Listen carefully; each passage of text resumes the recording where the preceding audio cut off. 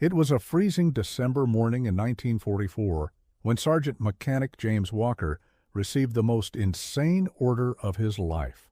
His Sherman tank had been hit by a German shell just 10 minutes earlier, black smoke still billowing from the engine compartment, and now he was expected to climb out of the armored vehicle, open the engine hood, and repair the 30-ton machine while mortar shells exploded all around.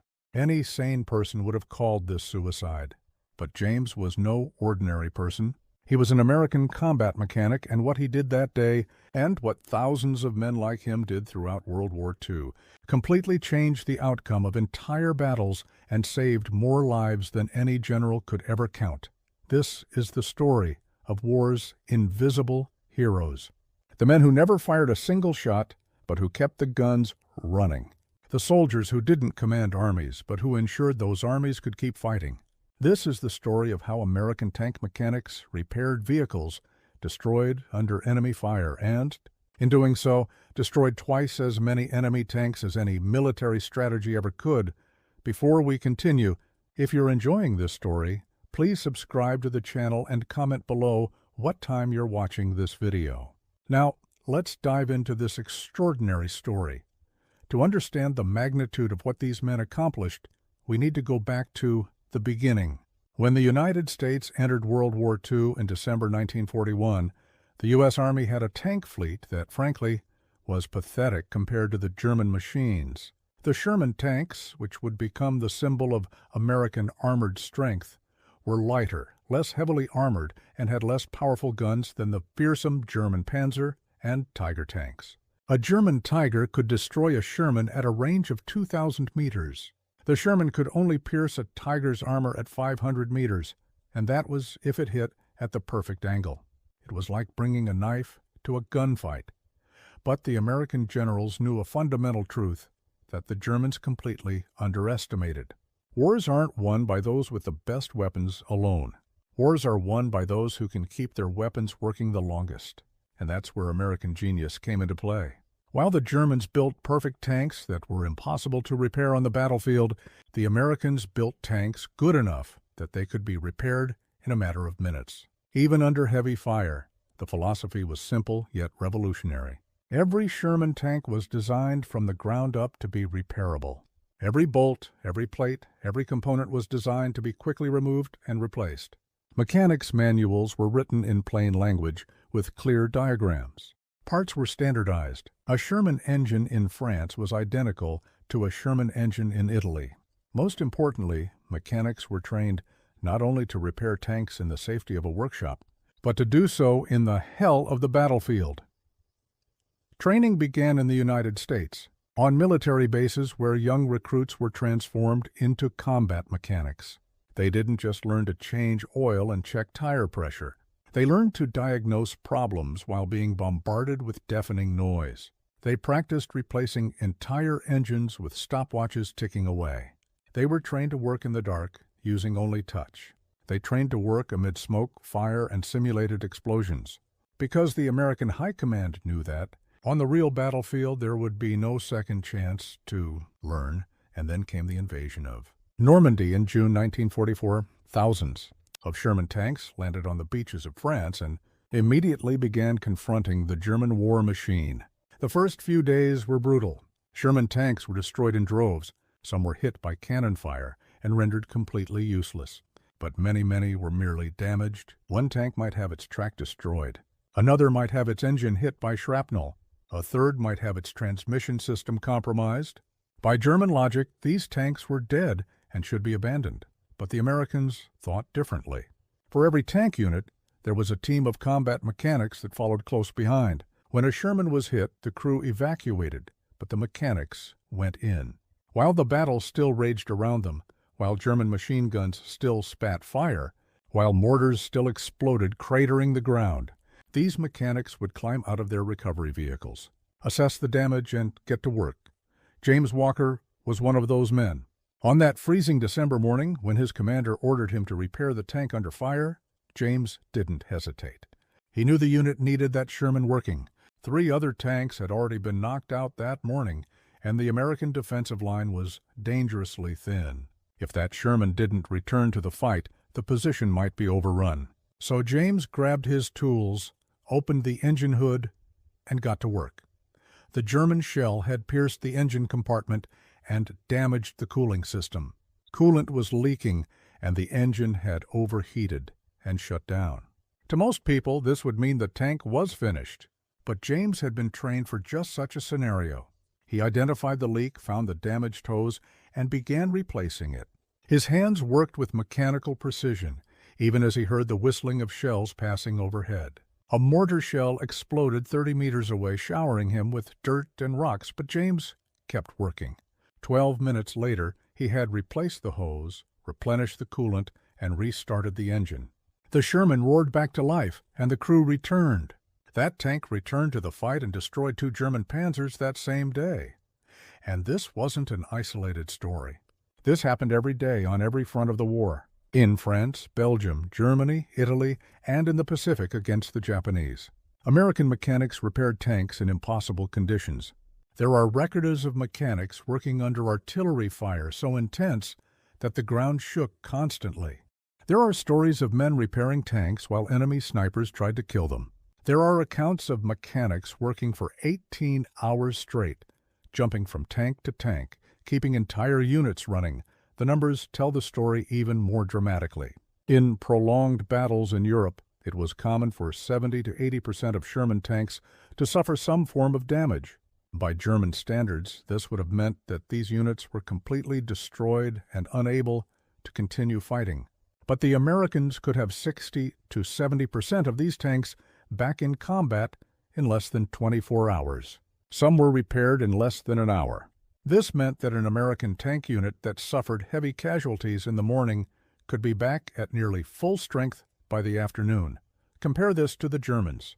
Their Tiger and Panther tanks were magnificent machines, true feats of engineering. They were heavier, better armored, and had more powerful guns. In a single combat, a Tiger could easily destroy 3 or 4 Shermans before being knocked out. But when a Tiger was damaged, even slightly, it was often finished. The components were too complex to repair in the field. Parts were scarce because each model had slightly different specifications. German mechanics were trained to work in equipped workshops, not under enemy fire. So the Germans had to tow these damaged tanks back to the rear lines, transport them to specialized workshops, and wait weeks or months for repairs. The practical result was devastating for the Germans. They might have superior tanks, but they were constantly outnumbered because they couldn't keep their tanks operational. A German panzer division could start a battle with 120 tanks, lose 40 in combat, have 40 more damaged, and end the week with only 60 functional tanks. An American armored division could start with 150 Shermans, lose 50 in combat, have 80 damaged, and still end the week with 130 functional tanks because the mechanics had repaired 60 of the 80 damaged ones. Multiply that by months of continuous combat, and you understand how the Americans managed to overcome the German technological advantage. For every German tank destroyed, the Americans lost 3 or 4 Shermans. But for every German tank that kept fighting, the Americans lost 5 or 6. The math was simple and brutal. The Germans simply couldn't keep up, but American mechanics did more than just repair damaged tanks. They also improvised battlefield improvements. When they discovered that Shermans had difficulty traversing the dense hedgerows of Normandy, a sergeant mechanic named Curtis Cullen invented a device using German scrap metal that allowed the Shermans to cut through the hedgerows like a hot knife through butter. Within weeks, thousands of tanks were equipped with this device, and suddenly American forces could maneuver through French terrain with ease. When they realized the Sherman's frontal armor was too vulnerable to German guns, mechanics began welding additional metal plates onto the tanks. They used metal from destroyed German bunkers, abandoned tanks, anything they could find. It wasn't elegant, but it worked. These improvised modifications significantly increased the crew's chances of survival. There is a particularly remarkable story of an American maintenance battalion in Belgium during the Battle of the Bulge, the last major German offensive of the war, in December 1944. German forces had broken through American lines and were advancing rapidly, wreaking havoc on supply lines. An American armored division had been surrounded and was fighting desperately against superior German forces. They had started with 90 Sherman tanks. After 3 days of brutal fighting, only 25 were still operational. The other 65 had been destroyed or damaged. The situation was desperate. Without reinforcements, the division would be annihilated. But there was a problem. There was no way to send new tanks through the German lines. The only option was to repair the damaged ones. And that's when Mechanic Captain Robert Morrison made a decision everyone thought was insane. He led his 40-man maintenance crew directly into the encircled perimeter through German-infested roads under cover of darkness. They arrived at dawn and immediately set to work. 40 mechanics worked on 65 damaged tanks while the battle raged all around. Some tanks had minor damage that could be repaired in minutes. Others needed entire engines replaced. Morrison organized his teams with military efficiency. Easiest cases first. Get the tank working now. Fix it right later. Don't worry about perfection. Worry about getting the engine running and the gun firing. Within 6 hours, they had 20 tanks back in service. Within 12 hours, 15 more. Some tanks were considered a total loss and were cannibalized for parts to repair others. They worked for 36 hours almost non-stop, sleeping in 20-minute shifts, eating cold rations while they worked. And when they finished, the encircled division had 70 functional tanks instead of 25. The next day, when the Germans launched what was supposed to be the final attack to destroy the American division, they were met not by a handful of desperate tanks, but by 70 roaring, firing Shermans. The German offensive was repulsed.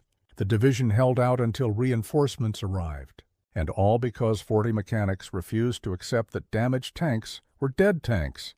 This mentality, this refusal to accept defeat, this determination to do the impossible, was what set American mechanics apart. They weren't just technicians.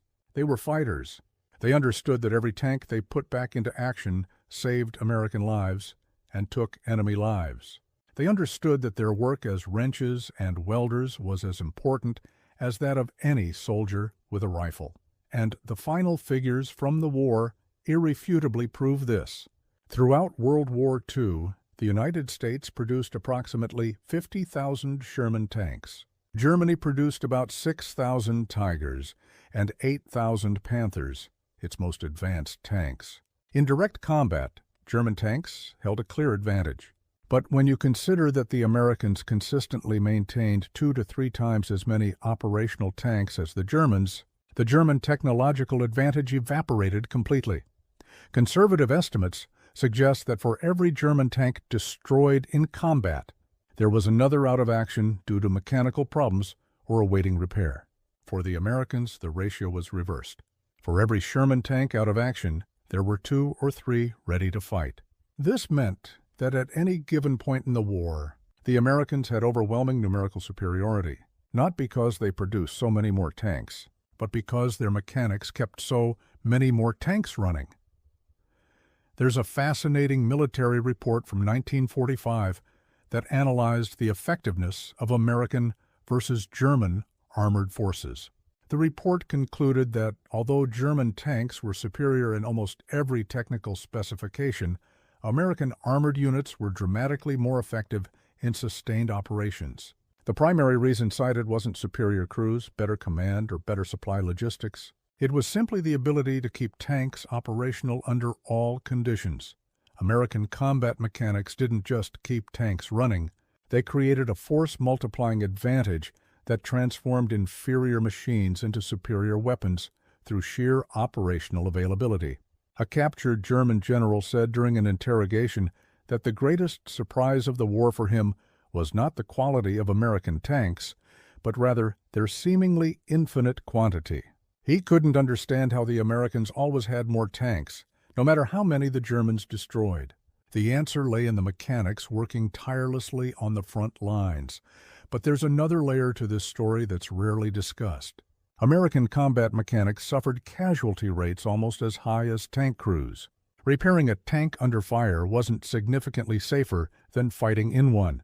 Artillery shrapnel didn't distinguish between a soldier holding a rifle and a soldier holding a wrench. Enemy snipers specifically targeted mechanics because they knew that eliminating the mechanic meant the damaged tank would remain dead. James Walker, the sergeant mechanic who repaired his Sherman under mortar fire, was killed 3 weeks later doing exactly the same job. He was replacing a damaged track on a tank when an artillery shell exploded nearby. He was 23 years old. His work in those 3 weeks kept 17 tanks operational. Those 17 tanks destroyed 42 German tanks and countless armored vehicles. How many American lives did James save with his wrenches? Impossible to calculate, but certainly dozens, possibly hundreds. And there were thousands like James, men whose names will never appear in history books. Mechanics who died under enemy fire trying to repair war machines. Soldiers who never received medals because their heroism was done with tools, not weapons. But each of them contributed as much to the victory as any famous general. The American philosophy of battlefield maintenance spread to other areas as well. American aircraft were designed to be repaired quickly. Trucks had interchangeable parts. Artillery could be repaired by maintenance crews in the field. Everything was designed to maximize operational availability. And it worked spectacularly well. After the war, when militaries around the world studied the lessons learned, American combat maintenance doctrine was universally adopted. Today, all modern armies train mechanics to work under fire. All military vehicles are designed with field maintenance in mind. All technical manuals are written to be understood under stress. And it all started with those American mechanics in World War II who refused to accept that a damaged tank was a dead tank. There's one final statistic that really puts everything into perspective. During the war in Europe, the Americans sent about 40,000 Sherman tanks to the European theater. Of these, approximately 20,000 were destroyed in combat or lost irretrievably. But, and here's the shocking part, during the war, the Germans reported consistently facing between 50 and 60,000 American tanks. How is this possible? How does 40,000 tanks become 60,000 in the German perception? The answer is simple. They were fighting the same tanks over and over again. A Sherman would be knocked out in the morning, repaired by mechanics by noon, and back in the fight by afternoon.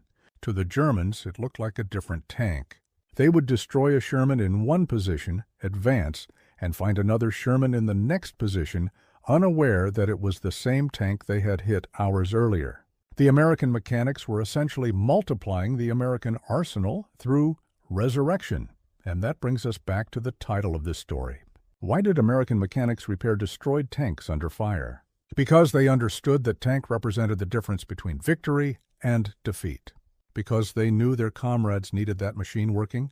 Because they were trained to do the impossible and refused to accept alternatives. And as a result, they destroyed twice as many enemy tanks as any German technological advantage could ever offset. The history of war is full of technological advances, revolutionary weapons, and brilliant strategies. But sometimes the difference between victory and defeat lies not in the most powerful weapon, but in the ability to keep any weapon functioning. World War II was not won solely by brave soldiers or brilliant generals. It was also won by grease-stained mechanics who worked under enemy fire, who changed engines while shells exploded all around, who refused to give up on a machine until there was a chance to fix it. These men proved that sometimes heroism lies not in pulling the trigger, but in turning the right screw. That courage lies not only in facing the enemy, but in turning your back on danger while you work. That victory comes not only from destroying the enemy, but from refusing to be destroyed. When the war ended and the soldiers returned home, the combat mechanics returned to civilian lives, many working in auto repair shops, repairing cars and trucks. Their wars were over, but the legacy of what they created lives on. Every time a modern military repairs a vehicle under fire, they are using doctrines those men developed. Every time an engineer designs a military vehicle with field maintenance in mind, they are honoring those mechanics. And perhaps the most important lesson from this story isn't military. It's about perseverance. It's about getting the job done even when it seems impossible. It's about understanding that sometimes the most heroic thing you can do isn't the most glamorous. These mechanics don't appear in Hollywood movies. They don't have statues erected in their honor, but they changed the course of world history with wrenches and determination. So the next time you think of war heroes, remember not just those who fought, but also those who repaired them. Remember the men who kept the machines roaring when everyone thought they were dead. Remember the mechanics who worked under fire because they knew that every tank repaired saved lives and brought the world closer to peace. This is the story of how the United States won the tank war not by building better tanks, but by keeping its tanks running longer. It's the story of how determination and ingenuity overcame technological superiority. It's the story of unseen heroes whose work was as crucial as any famous battle. And it's a reminder that in the end, wars aren't won just by whoever shoots the hardest, but by whoever can keep shooting the longest. And that requires extraordinary mechanics doing impossible things under the worst conditions imaginable. May these stories remind us that every person has a role to play, that every contribution matters, and that sometimes the true heroes are those who work in the shadows so that others can shine in the light. May the Lord God bless the memory of these brave men, and may their stories never be forgotten.